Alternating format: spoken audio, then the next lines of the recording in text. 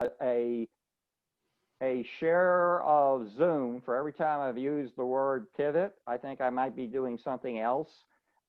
We've had our hosts, our guests from Microsoft come up with an unanticipated emergency project, and they sent their apologies, but we're going to have to do a little shift in programming. And in some ways, I think we're going to try to make it as rich and interactive as we can. And let me, by the way, and I'm going to bring on John Largent, who's been our producer since day one, and CEO of Game Day Media. And by the way, congratulations, John just beat me. He got in the Guinness Book of Records for being part of the, help me, the largest virtual event in the history of the planet. And is that right, John? That's right. That is right. And yeah, we're super excited about it. My good friend in Tampa, Florida, named Chris Kermitzos, was the guy that formally created the event. And I played a small part in that, but it was an amazing event. It was over 5 days. We had several thousand speakers, and it was just a amazing event. And as of it got certified on Monday that we are officially in the Guinness Book of World Records. So that's kind of cool. Wow. Congratulations. And I've had a Guinness bottle of world events, but not in. I'd love to make that. We're going to have some fun. You know, we're going to plan B. I have a presentation plan, and I'm going to go through some of that.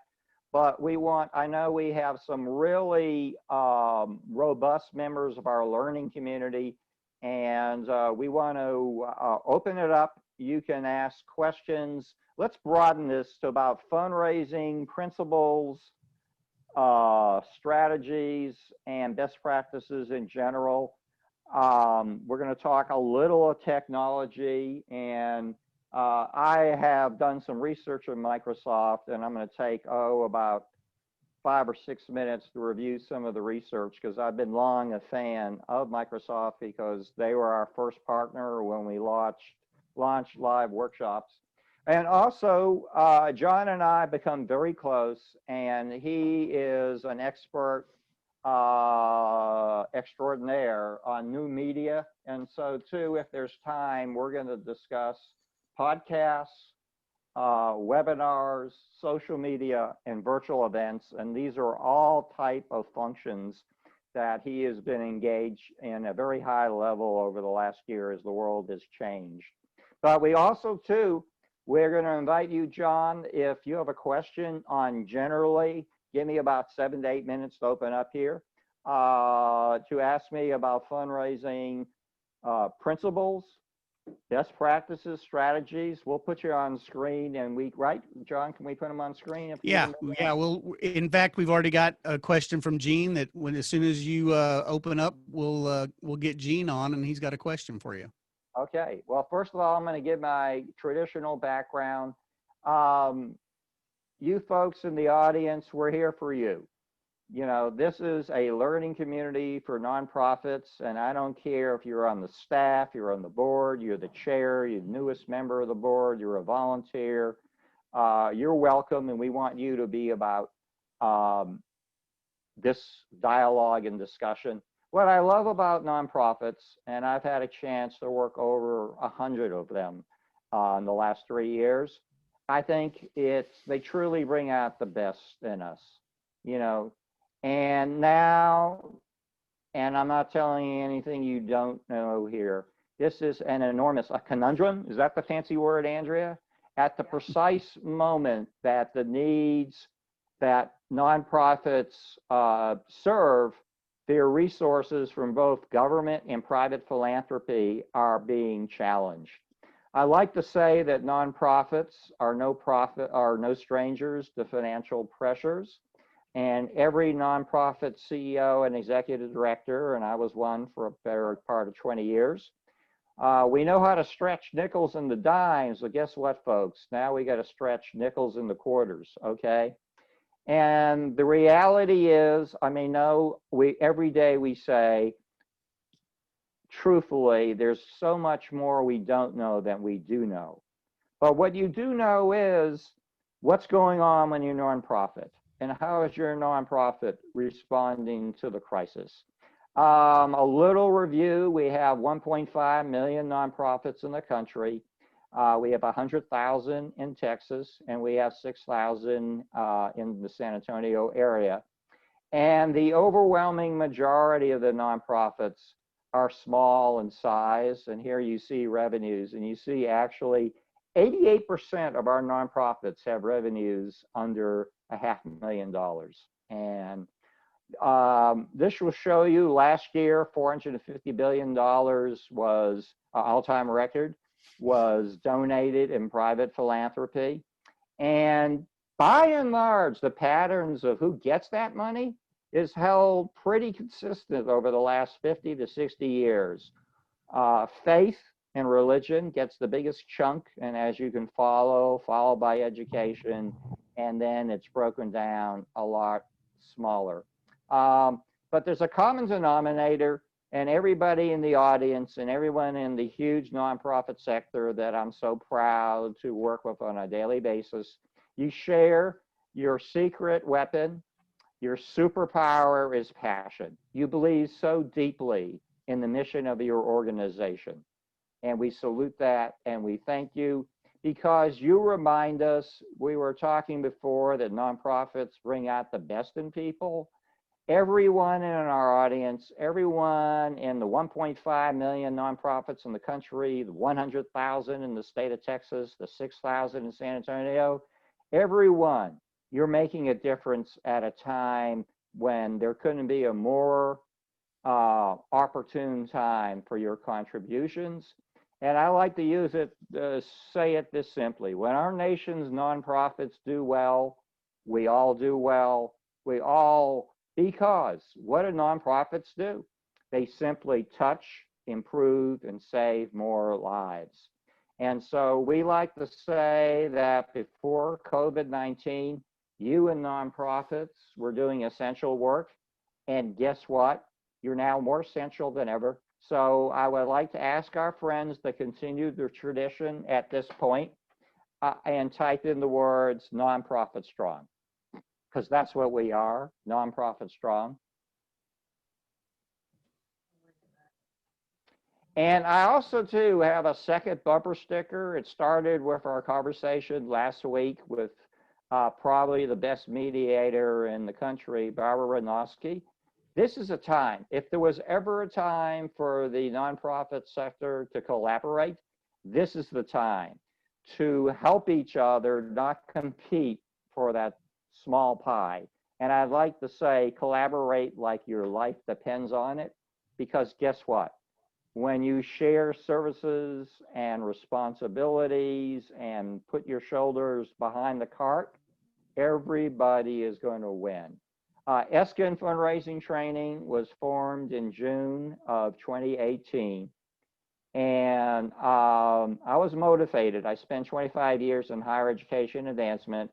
I had the unique privilege of working with community and business leaders who I discovered were absolutely fearless in their personal and professional and civic lives, with one exception, asking for a gift for their common cause. And I'd like to say that most of fear falls into the bucket of fear of the unknown. And that's what we do at Eskin Fundraising Training. We say that we can take anybody with a knowing head and an honest heart and teach you the art and science of fundraising and make you very, very, very productive. I want to take a second here. We're very excited about the calendar that will be coming up. We're continuing this every Wednesday afternoon, 4 to 5 Central Time, until the end of the year, with one exception. John and I and Andrew were talking. We continue, by the way, to go the day before Thanksgiving, because I think Thanksgiving is going to be different. I don't think as many people are going to be traveling at home, and the conflicts why you wouldn't do something before Thanksgiving wouldn't happen. But we are skipping the day after the election. I don't care which way you're voting. I got a feeling that everyone's attention is going to be riveted on the outcome of that election. So we are going to skip November 4th. But Next week, we have literally the world's expert on monthly giving, and she's going to tell you, particularly if you're a small and modest-sized nonprofit, that probably dollar for dollar and hour for hour of input, nothing will return more to your nonprofit than challenging your donors to support you on a monthly basis.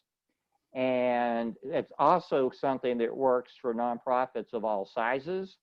I'm very excited about the program on October 21st. We're going to have the director of marketing content for Constant Contact. If you're used to seeing communications from Eskin fundraising training, you can blame me and also credit Constant Contact. I'm very proud to partner with them. So we're going to do some great shows for the rest of the season. We want to make sure that we have you in our database, and you should be receiving our monthly newsletter called Stratagems. You'll be, by the way, what we'll be doing is a post right after this, and then John does a magic spin cycle, and we are going to share the recording of slides. But for some reason, you're not in the database, you just click there, and I'd love to add you, because not only will you get the date, not only will you get invitations to my monthly newsletter, but you'll get invited to each of these webinars, and the cost is free. Last year, I was very proud to publish my first book, and I talked about the 10 simple rules of fundraising. And guess what? Fundraising has changed, and changed in a major way. The way that I was taught and went to conferences and taught other people for 25 years, that the key is to ask face to face. The results are so much more successful. That's a good book, John. And it wasn't complicated. People who were scared, but I learned this early in my career. It's simply of opening the conversation, stating your need, and then, folks, ask is simply asking for a specific, not an unspecified, a specific amount of money for a specific purpose, and then you zip it. You remain absolutely silent. I wish I could tell you it was more complicated than that, but that's the essence of a solicitation. But guess what happened? We're entering now fundraising's new frontier, and COVID and social distancing is making it impossible, and by and large, to see people face to face. That's not good news. The good news, we are discovering that we can do everything that's part of fundraising virtually, and that's prospect identification, that's forging a personal, emotional bond between the donor prospect and your mission. You can do that virtually. The solicitation. I am amazed. I'm getting stories that that nonprofits are receiving 5, 6, 7-figure gifts from virtual solicitations. Okay, because a couple reasons: they're building on strong relationships. And also, by the way, the toughest thing in getting a big gift is usually getting the time of the person who makes the big gift. And guess what? They're more available. So we are learning that virtual fundraising can and does work. We were going to have Matthew Page, who's the training manager for San Antonio, and Jessica Pena, who's a friend of mine, because Andrew and I were always in the La Cantera store, and she was there. They ran in, this happens, you know, particularly now, into an emergency project, and send their apologies. And so we're going to be a little more, and I have a little wrap up, so I do want to brag, take about 5 minutes to talk about Microsoft. But first, tell you what, I remember when you used to have open mic night. I think that we had Gene and Joel queued up with questions. I want to take about 5 minutes a little later to talk about what I know of Microsoft, because it is a long-running special relationship that I share with them. John and I would talk, I think and plan to talk briefly about new media. But now I'll tell you what, and we are offering John, we will put both your face and voice, if you like, on camera. And let's start with, was it Gene that had a question? Yeah, let me pull Gene into the conversation. And Unmute. Got Hey, it. by the there he way, is. Gene, let me take advantage. Gene and I are from the same neck of the woods and from suburban Boston. Gene, how's your family doing? Because, you know, I had some family members, happy news, they got through it, but they contracted it. It's been not as bad as New York, but Boston's had it tough. How is your family members doing? Okay. No, nobody has contracted it. Thank goodness. Yeah, thank goodness is right. By the way, Gene Mark, do you want to know how small the world is? He's one of the very first people I met in San Antonio in 1982. And I don't think we've recovered from that. No. But Gene, I think it's appropriate that, and also Gene has done so many things in the travel business, and he's been involved. He's come to a lot of our workshops. Gene, thank you for the service and the leadership you provide our community. And you were the one who invited me to speak to Harvard Business School. Well, anyway, the floor is yours, Gene. Okay. Yeah. Jay, can you imagine that goes back? So we met 1982. 38 years ago. Yeah, Huh? yeah. I don't know about you. My hair was a little different color. Yeah, I think so. All right. So I wanted to find out from John about your Guinness Book of Records. And do you know what is the largest number of people that have ever been on a Zoom? I was on one that was, I believe it was 1,000 or so. Yeah, for the one we did, and it was the official name was the largest podcast virtual event. Oh. And the thing is with the Guinness Book of World Records, everything has to be verified. So it was a long process on the back end after the event to make sure that attendees weren't double counted and things like that. But we had a total of 5,003 people attend that event. And it took hundreds of people to coordinate as volunteers, and we had representation on 6 continents. Didn't get anybody from Antarctica, and we also had some, we had some astronauts on the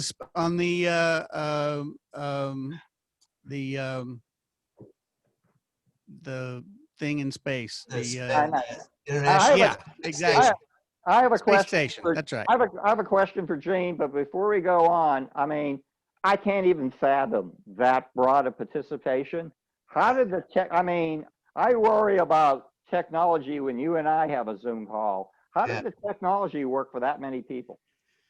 Yeah, so we combined the work of Zoom, and it integrated with a service called Whova, WHOVA, and they created the different rooms for us, and we built in the itineraries for each room, and then each room was designated on particular days of what I guess would be called a marshal, to make sure that the guests were queued up, the hosts were queued up, and it was just it was a 24/7, because again we were dealing with we had a huge participation from Australia and India and people on the other side of the world, so it was a 24-hour event, and people that we didn't know were volunteering to coordinate, and everyone did an amazing job with it. And again, I had a small piece in that, but the coordination team was really, we put this together in the event was September 10th, and we put it together from July to September. Wow, So it was really just a couple of months. Hey, out of curiosity, it was a lot of fun. How many different languages were spoken? You know? I think they counted 26 different languages that were spoken. So it was amazing. Does that include like New York City, Dallas, I don't know, Chicago? Boston. Yeah, hey, talk about Boston. Gene, by the way, has how long ago? 2 years ago, you were president of the Harvard Business School alumni. I'm going to pick on you, Gene, but we've known each other for 30 years. Yeah. I believe, how is Harvard proceeding? I believe they're going on a hybrid system. How are they teaching? Do you know? Yeah, yeah. I think s- s- some students are on campus. I think some of the freshmen, and the rest is online. But to tell you the truth, I'm not really sure. I haven't kept up with that. Well, I'll tell you one thing I'm sure of. I mean, right now in fundraising, you're going to make it through if you have funds in reserve and endowment.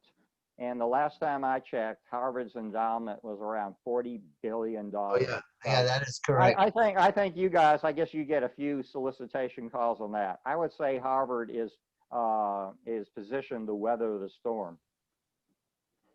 Hey, I'll give you a Yeah. shameless moment. Gene, you are a leader. You want to take a second to tell folks about the good work of the Bowen Center? Yes, thank you. That would be nice. And I'm on the board of the Bowen Center for Neighborhood Advocacy. And purpose of the Bowen Center is to uplift neighborhoods by working with the neighborhood leaders, providing educational programs, and also for the Bowen Center to advocate on uh, city issues and county issues. And we've done 3 Zooms now. How have they gone? Yeah, What would you comment? What were the pluses? What were the minuses of yeah. the Zoom? Okay. Yeah, the first one was in the June, July. Yeah, June, July, and 4. Anyway, we had one in September too. Okay. So the first one was 2.5 hours. That's a long Zoom. It I was a think that lot. might, hey, It was a Jane, lot. that might be over Zooming. Yeah, well, yeah, with 3 different seminars going, and John Largent, who's on, was the mastermind behind that event, running the board. I So, think you so, you underused them. He likes doing things with 5,000 people. yeah, yeah. So, well, we had, just to give you an idea, we had it was 40 or 50 some in and out, or 60 in and out. I don't think people sat there for the whole 2.5 hours necessarily. Yeah. And then we did a 1 hour and another 1 hour one. And those had, lesser turnouts, but we feel it's a way to keep the organization going. And we feel it's important to be able to tell our funders that we're still alive and doing something. Oh, And, hey, and man, Gene, you make me. I know how many workshops you've come to.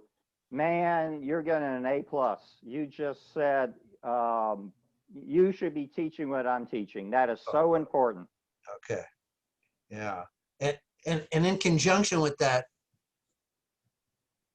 we're I think it's important to keep your website up and going, because what is tangible these days? Well, you don't have the in-person meetings, the Zooms and the website are real important. Yeah. And actually, we're having a board meeting later tonight, and we really need to plan out our next steps. And this is the time of year we need to go back to our funders and make a pitch. So it's going to have to be around something kind of online, which will be completely different from what the proposal was last year, where the proposal was for in-person classes Sure. for the neighborhood leaders and in-person events. Well, Gene, like the rest of the world, it's pivot, right? Yeah. And, basically anybody can follow a script. I mean, you show your creativity and your problem solving and your cognitive skills when you have to improvise. So, Gene, and by the way, I've known for a long time. Thank you for the service and the leadership and the contributions you have made to San Antonio and Bexar County. And I'm so proud that you were the first person I met in San Antonio. Thank you. Thank you for what you're doing. Right. Okay, is Joel have a question? Because I know he doesn't have, he's never shy. Where's my friend Joel? Let's put Joel on. Joel? And And by Joel, can I take advantage of you? Say yes. Can Yes. I You hear, say, you you hear know, me? yeah, by the way, can I share that you just celebrated your 80th birthday? Correct. You could share that with the group. Okay, well, So, listen, and, okay, and, and by the way, let me say for our Jewish and non-Jewish friends, that's muzzle tough. a So, muzzle top. and Joel's Oh, been great. very active, particularly in supporting our nation's veterans before it was cool. So thank you for your long service to veterans issues, to seniors, and frankly, Joe left us. He was a San Antonian, and we lost him to Dallas. But through this webinar series, we've kept connected. And you still owe me a favor, Joel. You can get Meyer on from Jerusalem, okay? Okay. Could I have a few minutes here? Yes. Tell me, which organization are you representing tonight? I'm not. I'm just representing myself today. That's good enough. We'll take that. We'll take that. So I had a discussion with a group of people today, this morning on Zoom, Okay. and we were talking about purpose of life. Oh my God, that's kind of deep, isn't it? What is an individual's purpose of life? And we feel that successful people should think about this and have a purpose of life. Now, we know that your purpose of life when you're 20 years old would change when you're 30 or 40 or 50, or when you're a senior like me at 80 years old. My purpose of life was a lot different than when I met Jim Eskin. Yeah. A I lot has remember. got And I remember. I think that was the early 1990s, by the way. in the early 1990s. I met Jim Eskin, and we met at Spectrum Fitness Clubs Yeah, in San Antonio. we both look like Arnold Schwarzenegger, right? And Jim says to me that he was in fundraising. This is what he was doing. And I shared with Jim an old saying that have been around for 100 years. I said to Jim, don't give them a fish. Teach them how to fish. That's what we've been doing, Joel. That's what we've been doing. So Jim Eskin has been teaching people how to fish for years, his whole life, to include the present time. So I said to Jim Eskin, what is your purpose of life? What are you doing with your life? And his answer is teach.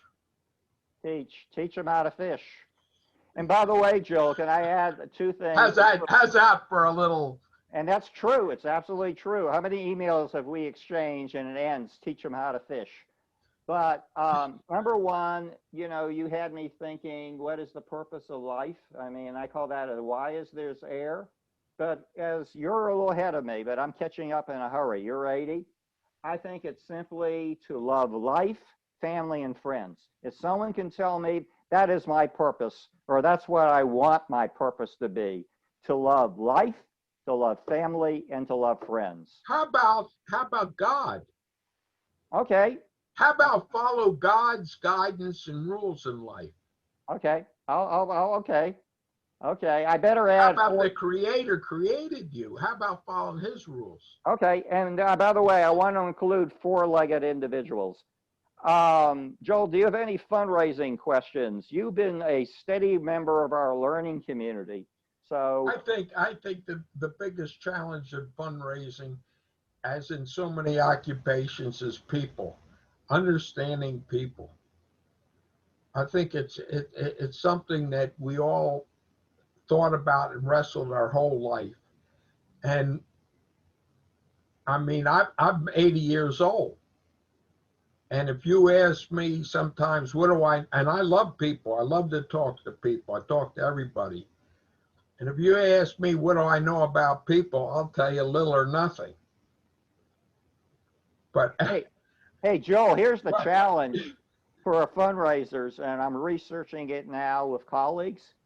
We have to learn about, before I would go, say Joel was a billionaire, he's in Dallas. I would go to his home or his office. You know what I loved doing? Was looking at his desk.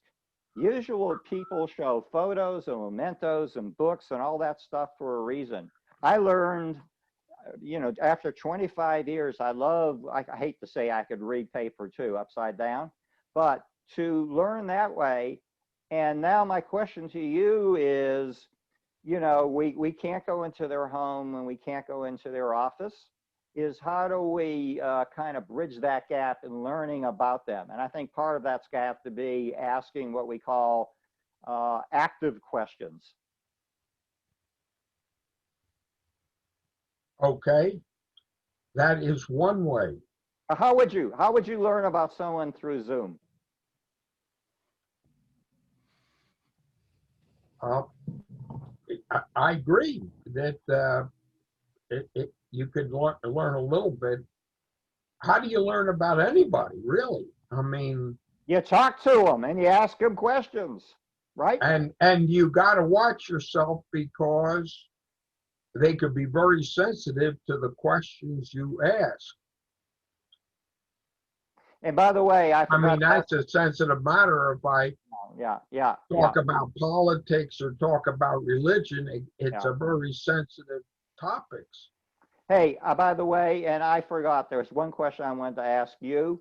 How is your family and Nancy's family doing? My family's doing fine. That's great.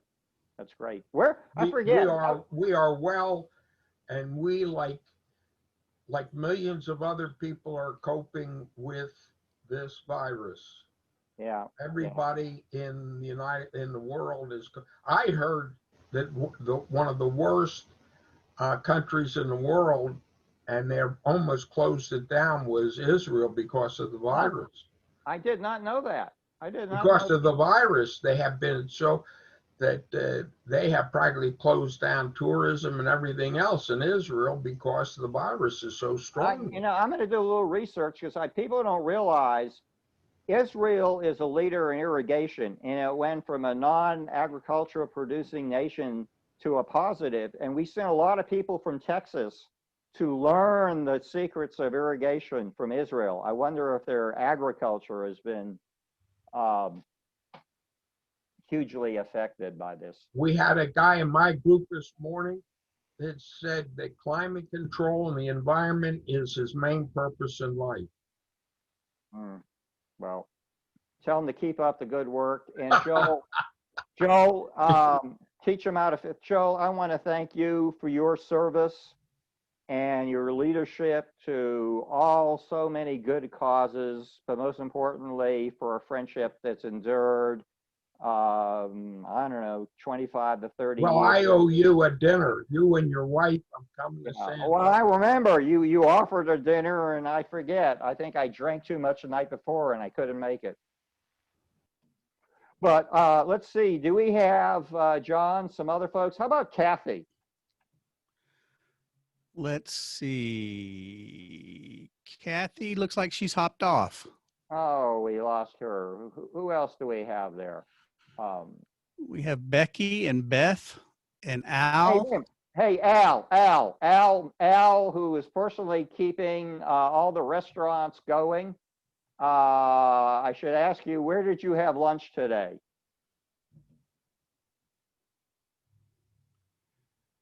Al, if you want to unmute there you go.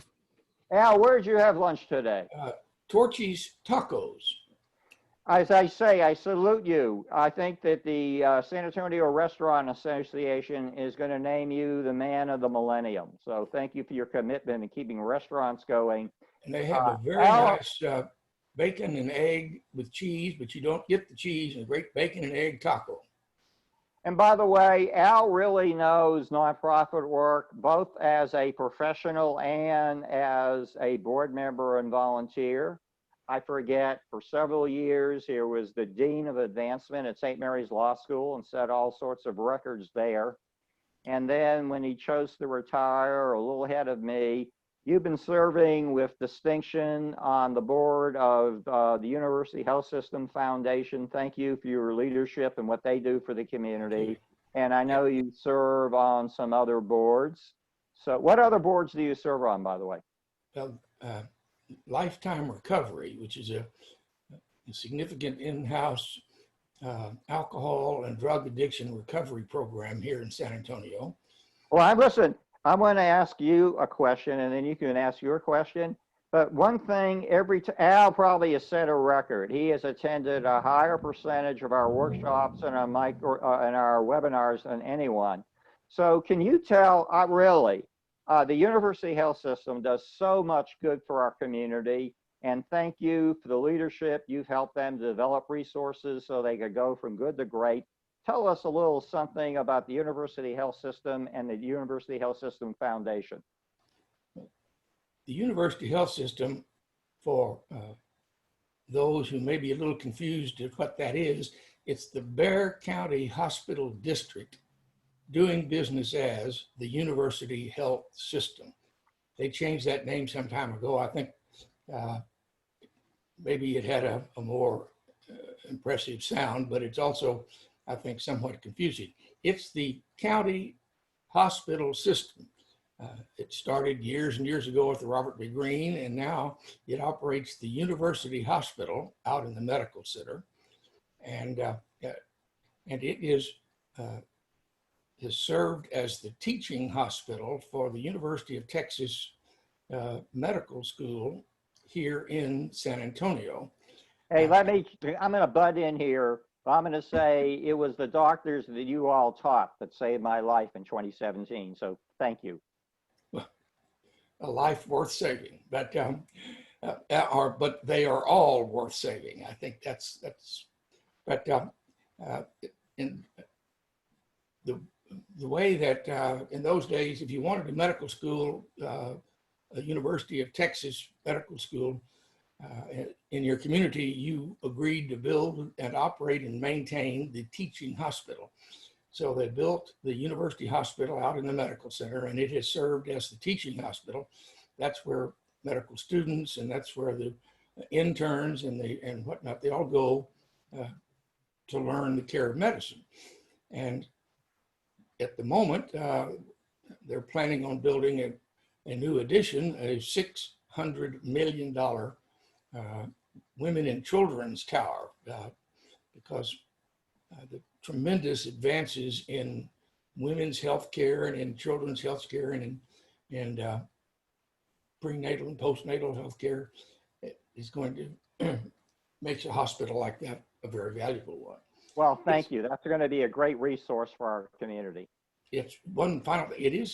It's tax assisted. It's a county hospital, and so there is a county tax, but the taxes pay about 25% of the overall cost. So the remaining payment is from patients who can pay and through other community resorts. And that's one of the things that the foundation is trying to do, is to raise money to support the first-class healthcare that is provided there. Okay, and I'm going to tell you, keep on doing what you're doing, and that is discovering who the best prospects are, cultivating them. Maybe it's going to have to be by Zoom or virtually, and solicit. And Uncle Al, you taught me, the more you ask, the more you get. And thank them. This is a great time to take your board members and to make random thank you calls to donors. Absolutely. Yes, sir. Did you have a question, by the way? The previous speaker, Joel, the only question I had was, how did you spell is it Boeing Center or what the center, what the organization which he is currently serving? I can do that one. I take the tough questions. That's B-O-W-E-N. B-O-W, all right, because I just wanted to make a note of that. And that's. They go to their website, because I know you're going to know a lot of the board members. I know that personally. That's just exactly what, thank you very much. That's what I wanted. Okay, and John, we're going to do I want to take a few minutes to talk about the history of the relationship with Microsoft. First of all, is there any Do we have a, did you say a Becky? Yes, there is a lady named Becky in the attendees room. You may Okay, pull her Becky. up.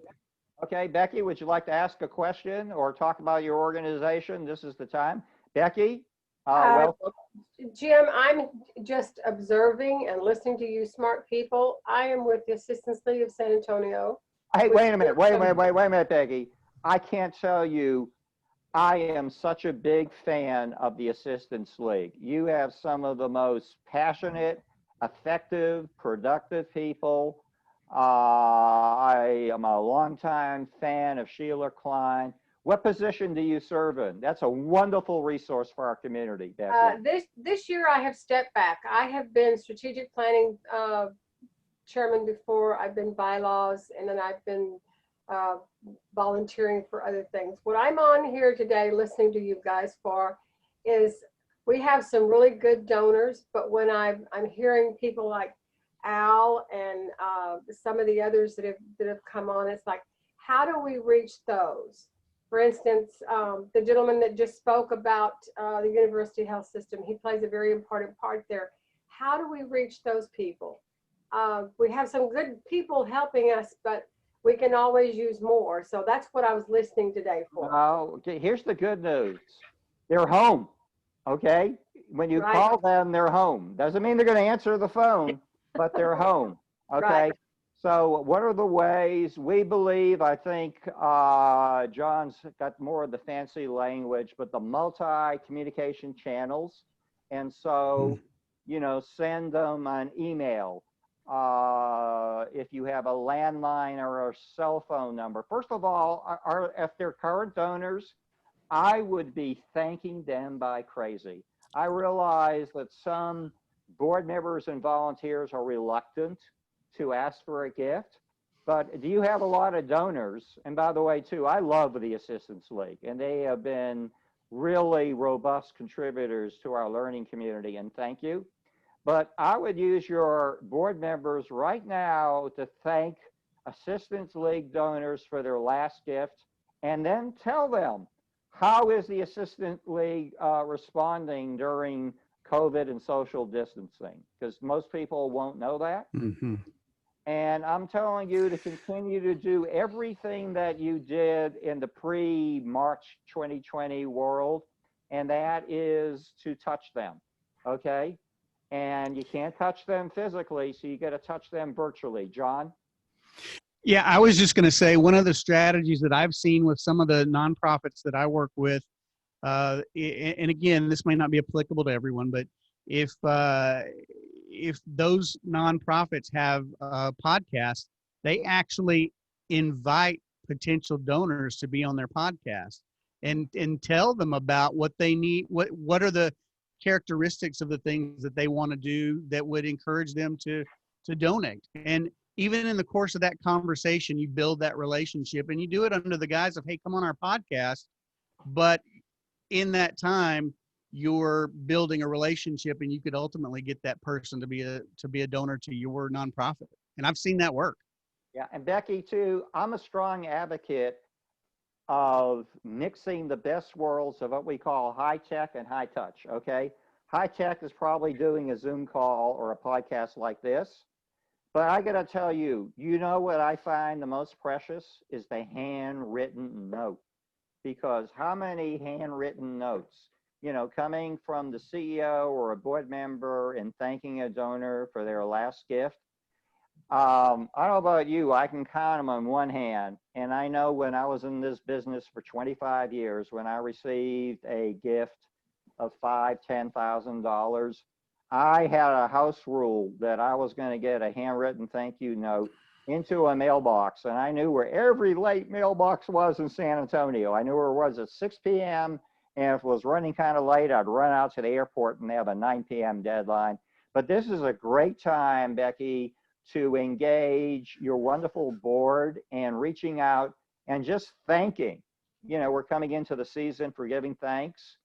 Right. And also, too, treat them like family. Ask them, how are they doing? You know, that's what we're doing. Treat them, how are they doing? Tell them how Assistant League members are doing. And I would ask them, is there any way that we can help? I got to tell you, a lot of development officers are gaining points because most bigger donors tend to be older in age, and I know it's not fair to stereotype, but not much is in technology as their children and grandchildren. And so I know a lot of development officers that are teaching some of their senior donors how to use Zoom and technology like that, which not only improves the nature of their relationship with the nonprofit, but it enriches the relationship that that donor will have with children and grandchildren and friends around the country. Thank you very much. Okay, let's see. And John, I need some minutes. Actually, we're almost on schedule. Anybody else? About, We have Jay Acevedo. I think I know Jay works for a great institution. Jay, would you like to come on? First of all, Jay, tell us about your nonprofit. I'm probably not the Jay Acevedo that you know, but my name's Joseph Acevedo. I work here in the Alumni Relations Department and Legacy Gifts Officer here at Central Catholic High School. It's Central Catholic Alumni that runs San Antonio. Thank you, thank you, thank you. So yeah, my big job right now is increasing young alumni engagement. So starting to get them involved early and not so much of a standpoint of how can you help us, but how can we help you? Whether it's networking, I love it. I love it.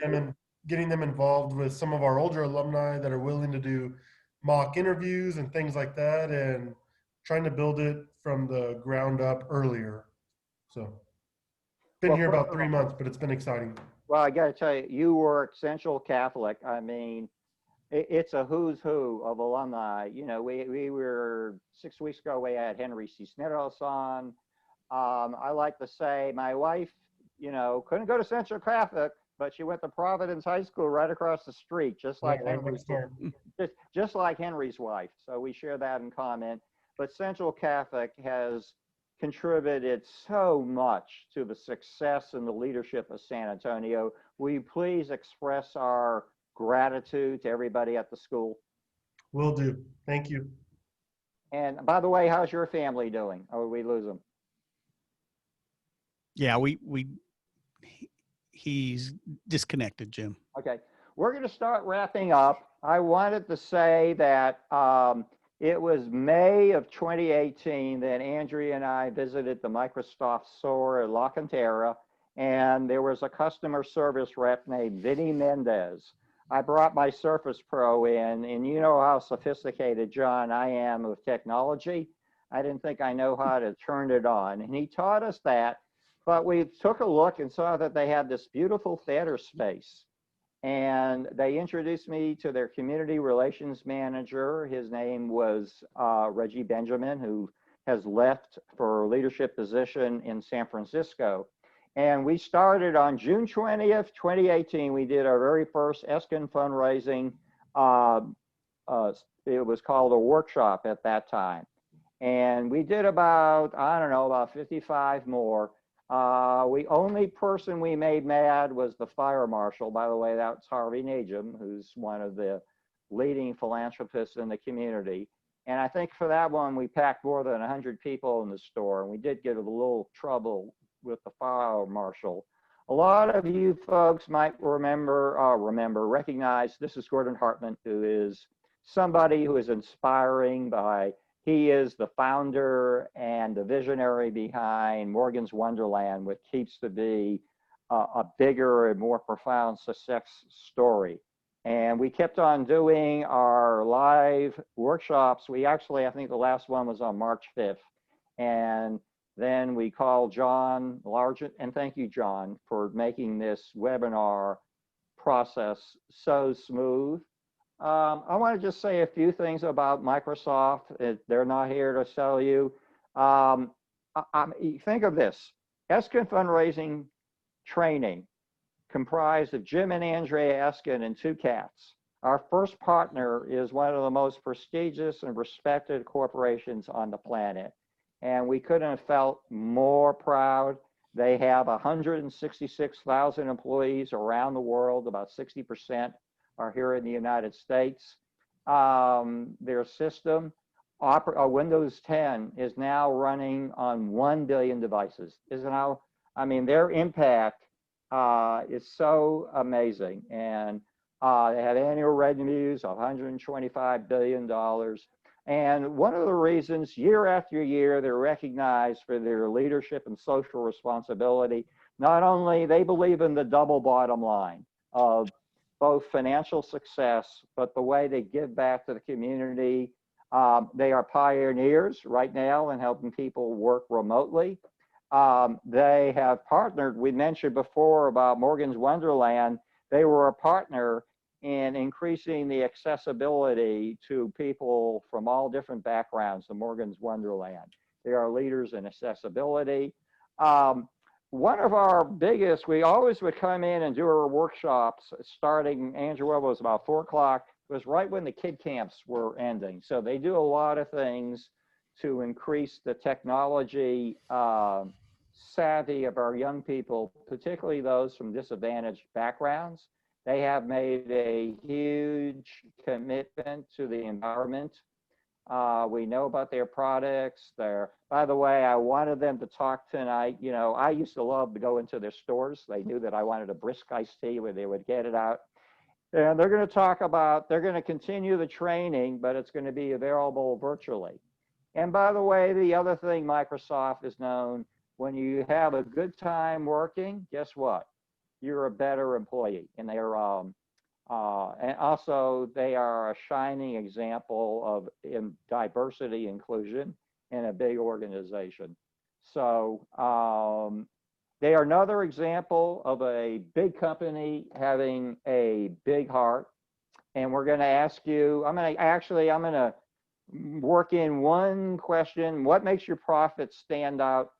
John and I said, I don't pick on John enough. As far as affordable technology, and most of the folks listening are from smaller nonprofits, I'm thinking that, you know, they probably have access to social media. So what can a smaller nonprofit, how can it seize Facebook and LinkedIn and others? Yeah, and I think you hit on the two that make the most difference, especially, you know, I use LinkedIn to connect my B2B contacts, and I use Facebook to connect my business to end user or someone that can contribute to my organization. And those are, you know, first of all, they're free services. They have a lot of reach, and over time you can build a really robust network of people that can allow you to coordinate volunteer events.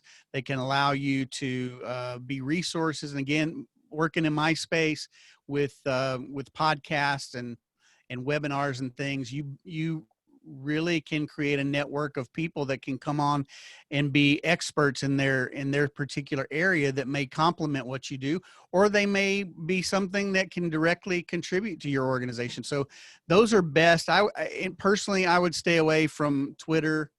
And for your businesses, it seems to be the Wild West, and not a whole lot of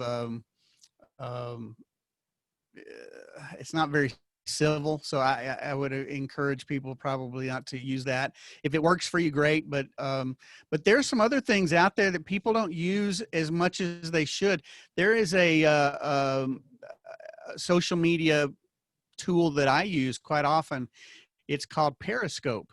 And it allows you it allows you to live stream your events. And so you can create a channel, and it does something similar to Facebook, but there aren't near as many people in that space with Periscope. And so it allows you really to build an audience almost like your own channel. And you can do some wonderful things with that and highlight some of the things that your organizations do, whether that's, you know, things within your office, or if you're doing an event, and gives you that live stream aspect. I wanted to get you involved in one other question. Sure. and virtual events. And that for a lot of nonprofits, for the first time, their board of directors might be meeting via virtually, or they're meeting with donors for these smaller nonprofits, for people who don't feel too comfortable in that space. What are the first bites they can take? Yeah, I think if you're comfortable using Zoom, there are ways that you can do full day events on Zoom. And as long as you've got someone that is within your organization that is familiar with the content and can bring on people to speak on topics and kind of make that as seamless a process as you can, that's a great tool for bigger and larger organizations. I mentioned earlier we used Hoova, which is a Yeah, really kind of yeah. a standard bear.